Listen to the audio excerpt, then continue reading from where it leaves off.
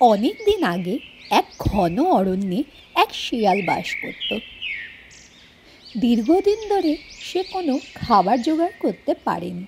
খিদেতে পেট চো চো করছে। একদিন সকালে একটা সিংহকে দেখতে পেল। লোভী শিয়াল ভাবল তার সঙ্গে বন্ধুত্ব করলে কেমন হয়।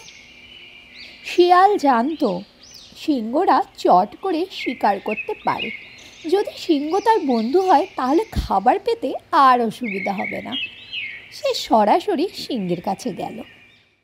সিংহ রাজার চাকর হয়ে দিন কাটাবে বলে জানালো। এই কথা শুনে সিংহ রাজা ভীষণ খুশি। সঙ্গে সঙ্গে শিয়ালকে সে তার দারোয়ান হিসাবে নিযুক্ত করলো। তারা দুজন এখন থেকে একসঙ্গে দিন কাটাবে। শিয়ালের কাছ থেকে খবর পেয়ে সিংহ একে একে জন্তু জানোয়ার শিকার করতে লাগলো। সিংহের খাবার শেষ হলেই বাকিটা শিয়াল খেতে লাগলো। শিয়াল ক্রমশ মোটা হয়ে গেল। রোজ সে মনের মতো খাবার পাচ্ছে।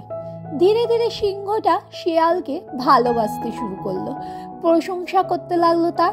সিংহের প্রশংসা শুনে শিয়াল তো মহা খুশি। সে নিজেকে সিংহের সমকক্ষ বলে মনে করলো।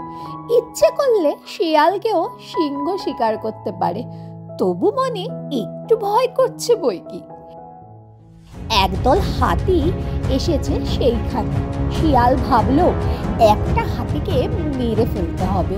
সিংহের কাছে খবরটা পৌঁছে দিল। সিংহ গর্জন করতে শুরু করলো। হাতিরা ভীষণ ভয় পেয়ে গেছে। ভয়ঙ্কর সিংহ যদি ঝাঁপিয়ে পড়ে তাহলে কি হবে? সিংহ ছুটে গেল পাহাড়ের কাছে। হাতির দল সেখানে গাছের সবুজ পাতা খেতে ব্যস্ত। সিংহটা একটা হাতির ওপর ঝাঁপিয়ে পড়ল। ভয়ঙ্কর যুদ্ধ বেঁধে গেল। শিয়াল চুপচাপ দাঁড়িয়ে দেখছিল। হাতিটা মরে যাওয়ার সঙ্গে সঙ্গে সে সিংহের কাছে চলে গেল। সিংহ তখন মহা সুখে হাতির মাংস খাচ্ছে। শিয়ালও মাংস খেতে লাগলো। সে ভাবলো যে সিংহের গর্জনের ভেতর নিশ্চয়ই কোনো জাদু আছে। তাকেও এই জাদুটা শিখতে হবে, তাহলে সে একাই শিকার করতে পারবে।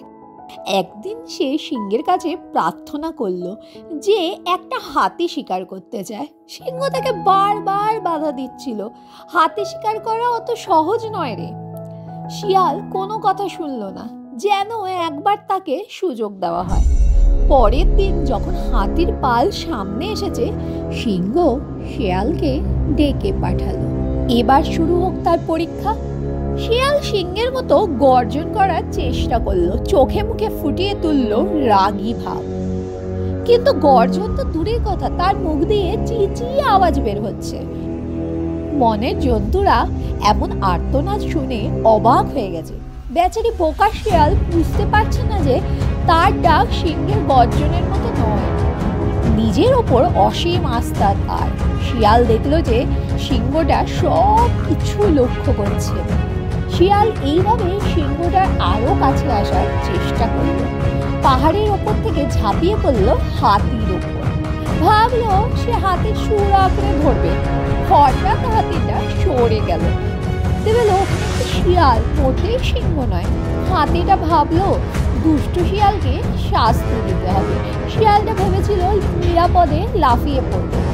হাতি তাকে সুরে জড়িয়ে নিল, আঁচড় মারল মাটির ওপর। এইভাবে বোকা শিয়ালের জীবন শেষ হয়ে গেল। নিজের ক্ষমতা সম্পর্কে সঠিক ধারণা না থাকলে এমনই হয়।